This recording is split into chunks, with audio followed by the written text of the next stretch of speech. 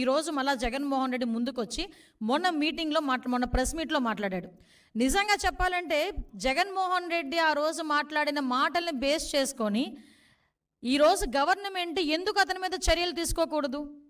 ఎందుకు నేను ఈ మాట మాట్లాడుతున్నానంటే, ఆ రోజు జగన్మోహన్ రెడ్డి మాట్లాడుతూ చాలా ఎలిగేషన్స్ చేశారు.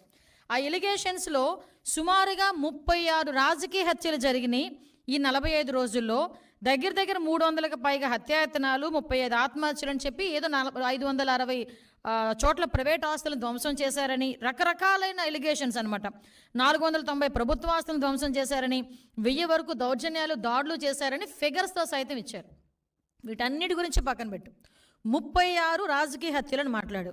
నీ దగ్గర డేటా ఉందా? డేటా ఉంటే నాకు ఇవ్వండి ఒకసారి. యాజ్ హోమ్ మినిస్టర్గా అడుగుతున్నాను నేను. నీ దగ్గర నిజంగానే 36 రాజకీయ హత్యలు జరిగినాయి అని చెప్పి నీ దగ్గర కనుక డేటా ఉంటే ఇవ్వు. డేటా